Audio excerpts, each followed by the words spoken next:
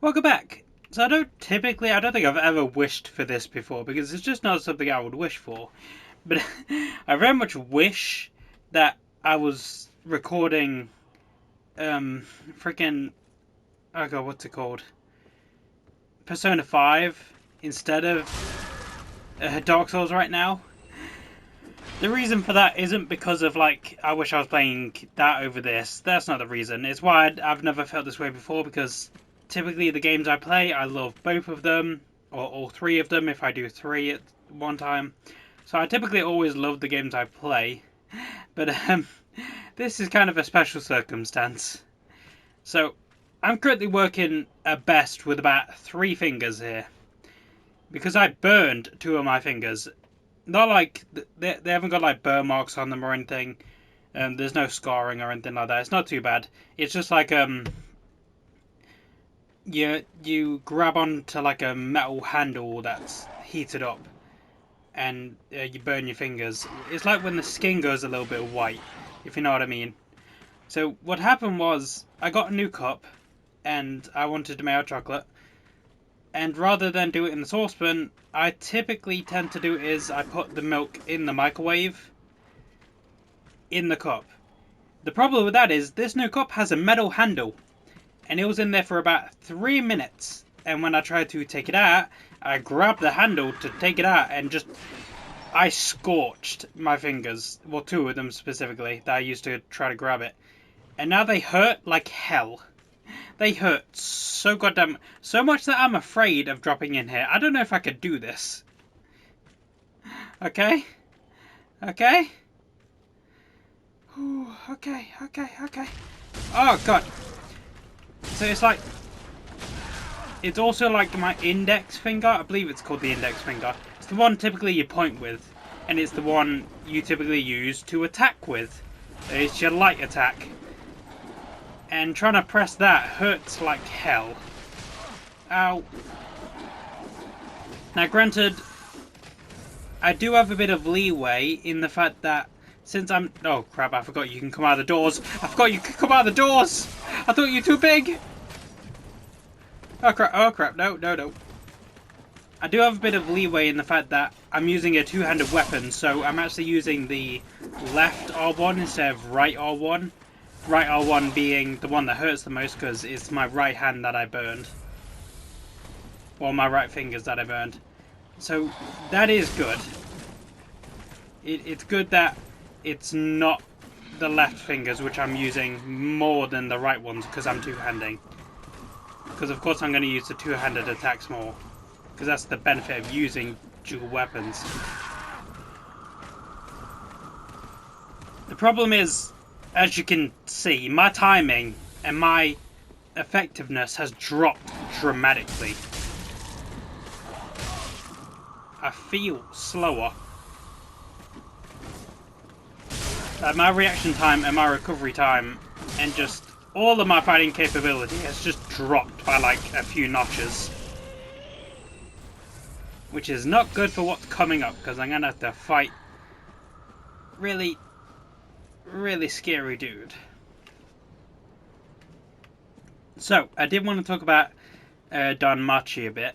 If you don't know what Danmachi is, I've mentioned it before. I believe... Yeah, I did. I was trying to remember, because I know at some point when I was watching it, when I was rewatching it, I wanted to talk about it, but I couldn't quite remember if I did talk about all of it, but I'm pretty certain I did. I'm pretty sure I talked about the fact that Season 1 was a masterpiece, like I remembered it being. Season 2 and 3 were very disappointing. However, Season 4 got back to its roots. Very, very happy with Season 4. Definitely... Oh God, is it my favourite season? No, it's not my favourite season. It is my second favourite. But it is definitely very close. The only thing that puts it below my favourite season is the fact that Ais isn't in it. And I'm pretty confident that Ais... Well, Ais... Not Ais. Ais is a different dude, I'm pretty sure. Ais Ulgorn is from Overlord. Ais, as in A-I-S, is from Danmachi, or Is It Wrong to Pick Up a Girl in a Dungeon? Yeah, so my only problem is that I'm pretty certain that Ais is the person that Belle's going to end up with in the end, and so I'm more rooting and caring for them when they have moments. And so I can't really put the fourth season above the first one because there's no Ainz. No Ainz. There's a flashback with her, and that's the one instance you see of Ainz. You see her in... It's not even a flashback. It's Belle thinking of her, and you get like a still image of her, where it's like, I need to push forward for her. I've seen your kind. Time and time again. Every fleeing man must be caught. Every secret must be unearthed. Such is the conceit of the self-proclaimed seeker of truth. But in the end, you lack the stomach for the agony that you'll bring upon yourself. Dude, I'm working with like half a hand here. Give me a break.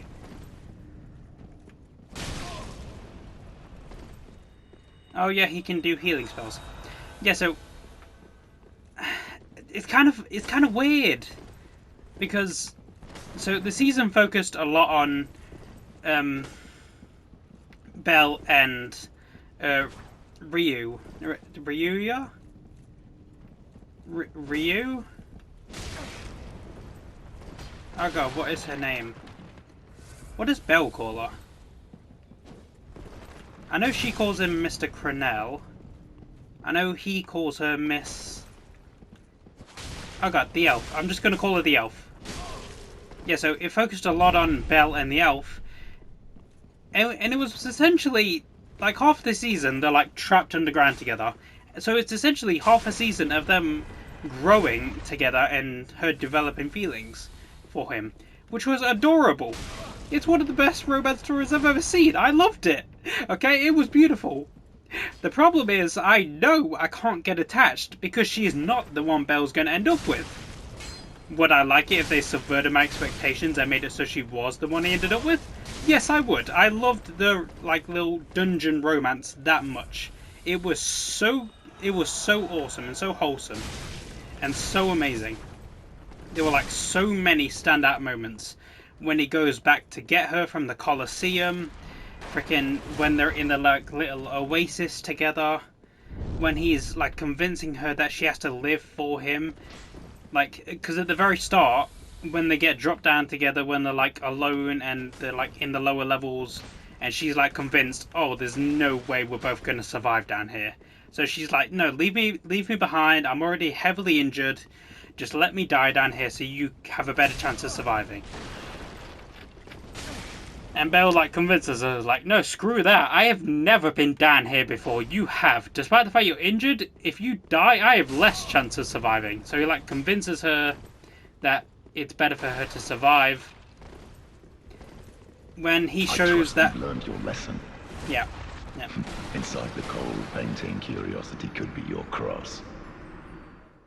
When he shows that he's even more injured and that she's like he's constantly looking out for her, she once again goes onto the whole leaving behind. It's not worth it.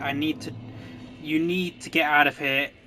That's just what's motivating me. I don't care if I don't get out so long as you do. But Belle is not having it. Belle is making sure she gets out of there. And this all comes to a head, like it comes to like a breaking point, if you will, when she essentially sacrifices herself, kind of, for him. So there's this bridge, and so like this Colosseum is like a place where monsters never stop spawning. So essentially in the rest of the dungeon, they can spawn out of the walls, but once you kill them, there's essentially typically like a grace period.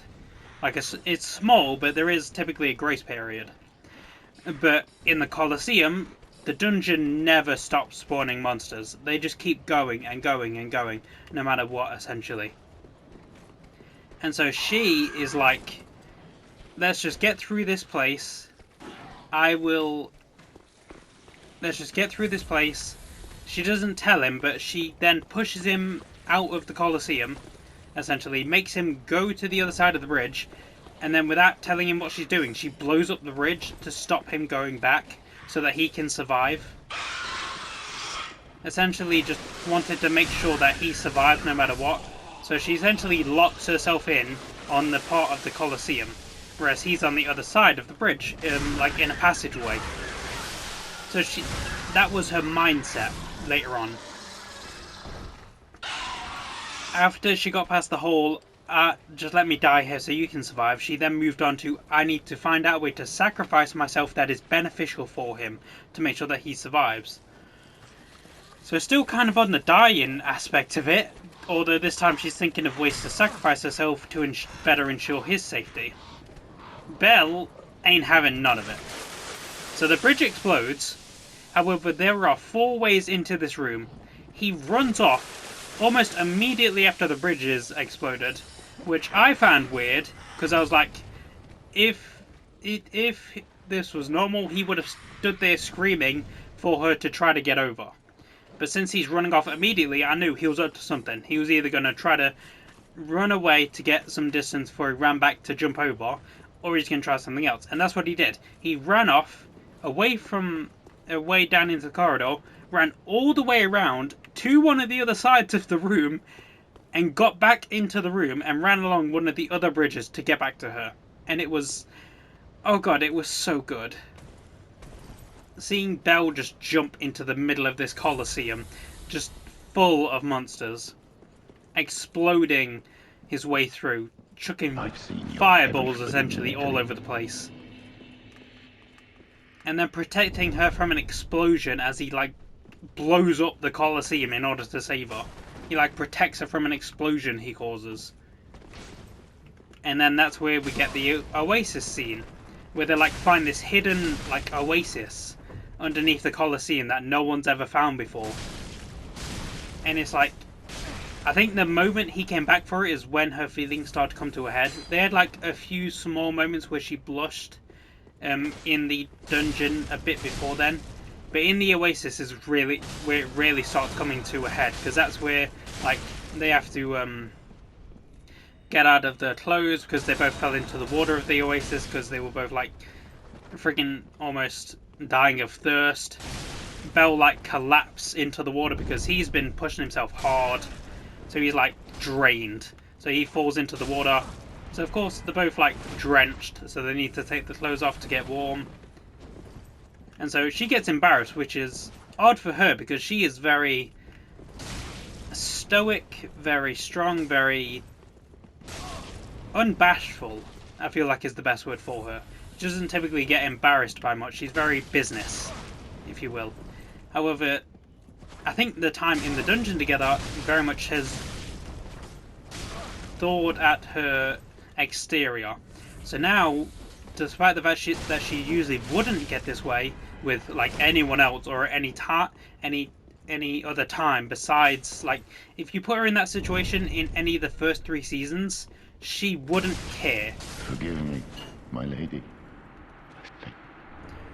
In fact, we get an example of this in season 1, where there's like a bath scene where this god is like just doing some mischief, and essentially is trying to get Belle to spy on women with him.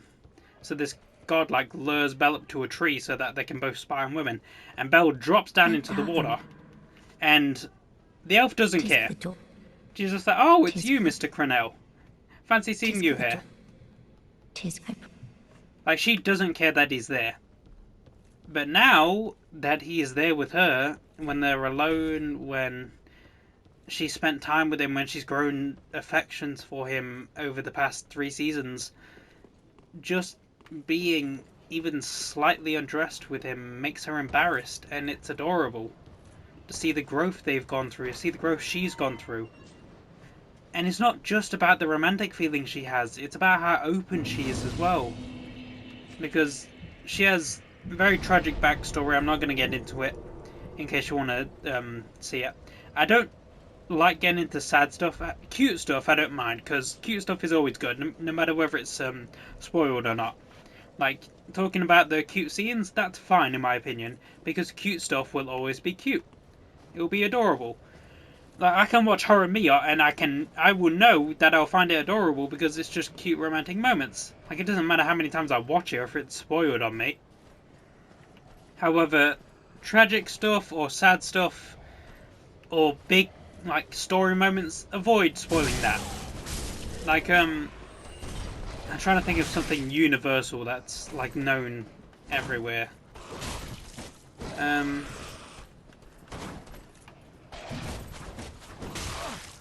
I know that this. No, wait, no, that could still be. Ah, oh, crap! I didn't mean to heal twice.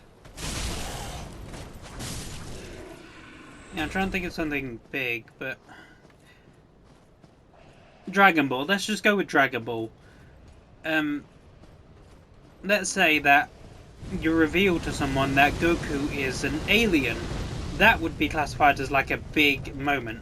Or in Naruto, the bit where Kurama and Naruto develop a friendship. That would be a big moment. Because it's like very big for the series. It's a big story moment. So stuff like that, or tragic stuff, like basically any of the demons' backstories from Demon Slayer. Besides from... No, well, I guess it depends on how you look at it. I was thinking of one demon, but I don't know if you can call it sad. That demon certainly doesn't think it's sad, but then again, you can't use that demon as a judge. You can't really feel emotions normally. I'm not going to say what demon it is. It is still sad, though. Oh, goddamn. I don't know why I'm running further in. This is just a mistake. I'm going to get killed more. Yeah, so big moments like that, definitely don't spoil those. Hence why I'm not touching on the elves' backstory. I don't know why I say elf like that. Elves. It's more like elves rather than elf. The elves... Oh, because I'm trying to put an S on the end of it. That's why. The elves' backstory. I'm not going to touch on that because it's a big part of her story. But it also ties into Belle's... how much of an effect Belle has on her. Because it's not just her developing romantic feelings for him. It's about him helping her overcome her past. And it's not just him doing it. He's not like this one-man army trudging her through her feelings to make her feel better. She has to personally go through the development herself. He's not dragging her through it. He's just helping her realize how to come to terms with everything. Which is beautiful. Ah, crap. Oh no, there we go. I was afraid that wasn't going to work and I was going to go off the cliff. That's good. Okay. Wonderful. Yeah, so... I do very much want them to be together, if I'm honest. I love Ais. She's cute, she's, like, adorable, but she's also been very, very absent from the story thus far. At least romantically, because she is very much disconnected, if you will.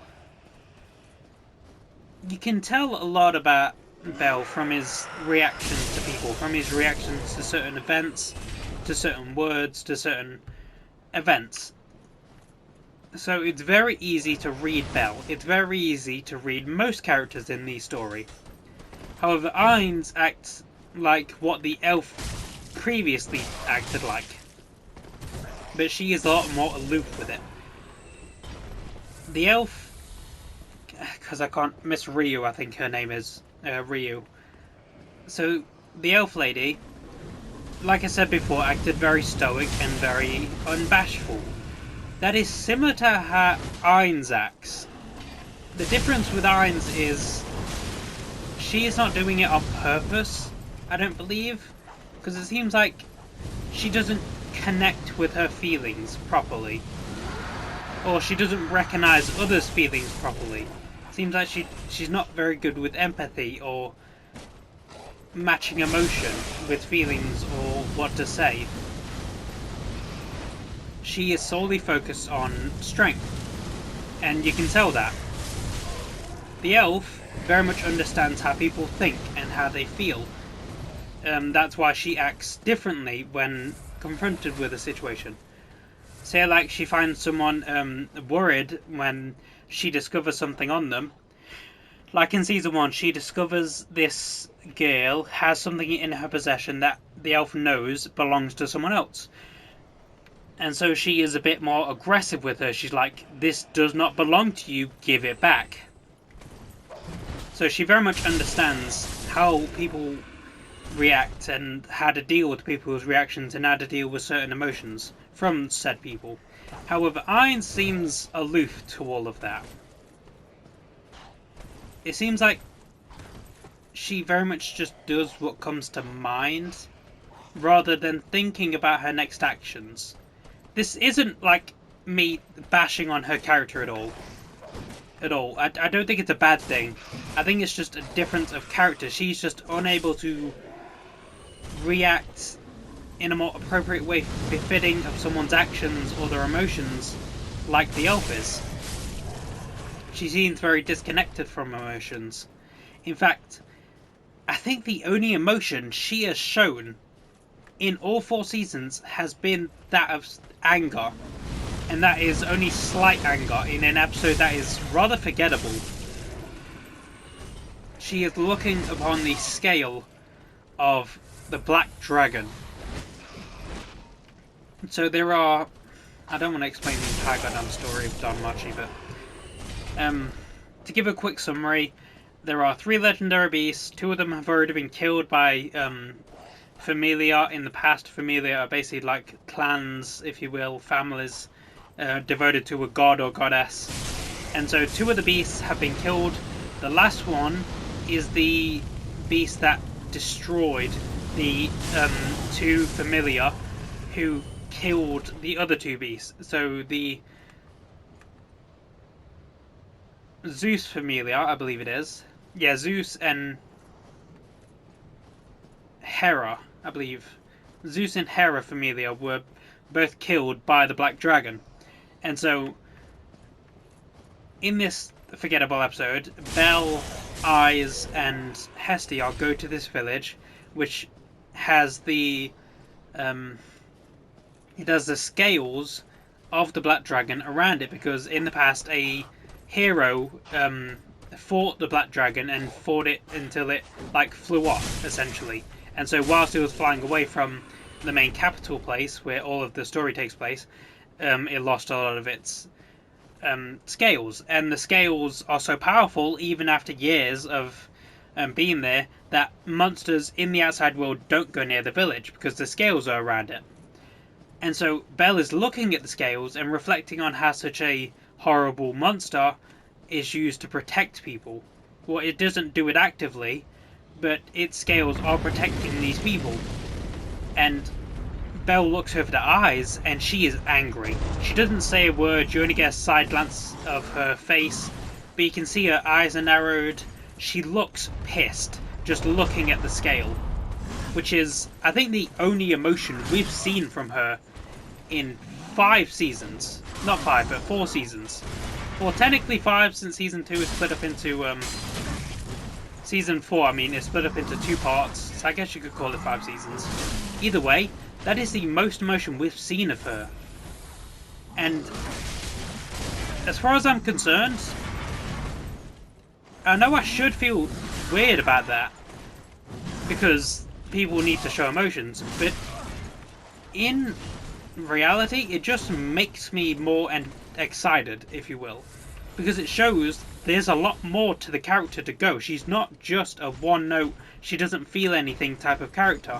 Clearly there is anger there. There is something brewing within her, despite the fact that she looks just so calm most of the time, so in control, so non-feeling, so unaffected by everything around her because of how strong she is. She doesn't have to worry about anything around her. Despite all of her strength, she clearly has a lot of rage within her that just isn't shown most of the time. I was also wrong when I said she only shows like one emotion. I just remembered where she shows more. It's in season 3.